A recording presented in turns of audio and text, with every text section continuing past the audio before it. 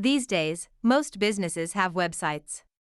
But surprisingly, the IRS hasn't issued formal guidance on when website costs can be deducted. Fortunately, established rules that generally apply to the deductibility of business costs provide business taxpayers launching a website with some guidance as to the proper treatment of the costs. Plus, businesses can turn to IRS guidance that applies to software costs. Hardware versus software. Let's start with the hardware you may need to operate a website. The costs fall under the standard rules for depreciable equipment. Specifically, once these assets are operating, you can deduct 100% of the cost in the first year they're placed in service, before 2023. This favorable treatment is allowed under the 100% first-year bonus depreciation break. Note: the bonus depreciation rate will begin to be phased down for property placed in service after calendar year 2022. In later years, you can probably deduct 100% of these costs in the year the assets are placed in service under the Section 179 first-year depreciation deduction privilege. However, SEC 179 deductions are subject to several limitations. For tax years beginning in 2022, the maximum SEC 179 deduction is $1.08 million, subject to a phase-out rule.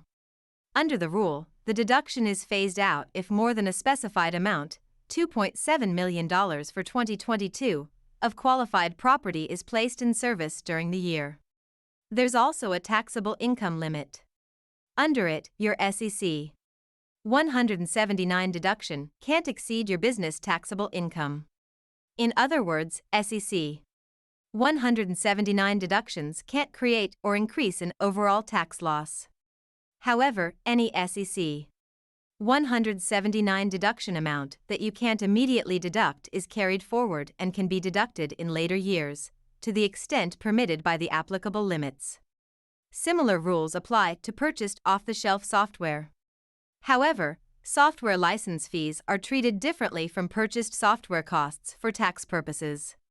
Payments for leased or licensed software used for your website are currently deductible as ordinary and necessary business expenses.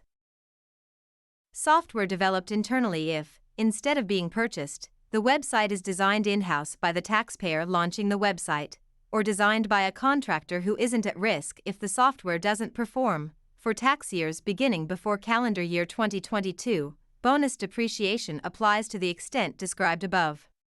If bonus depreciation doesn't apply, the taxpayer can either deduct the development costs in the year paid or incurred, or choose one of several alternative amortization periods over which to deduct the costs.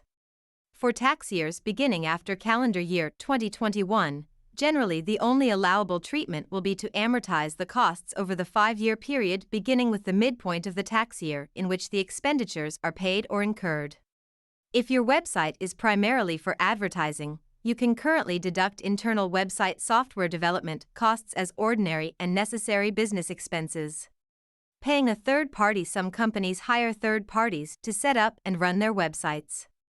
In general, payments to third parties are currently deductible as ordinary and necessary business expenses. Before business begins, startup expenses can include website development costs. Up to $5,000 of otherwise deductible expenses that are incurred before your business commences can generally be deducted in the year business commences. However, if your startup expenses exceed $50,000, the $5,000 current deduction limit starts to be chipped away. Above this amount, you must capitalize some or all of your startup expenses and amortize them over 60 months, starting with the month that business commences. We can help. We can determine the appropriate treatment of website costs. Contact us if you want more information.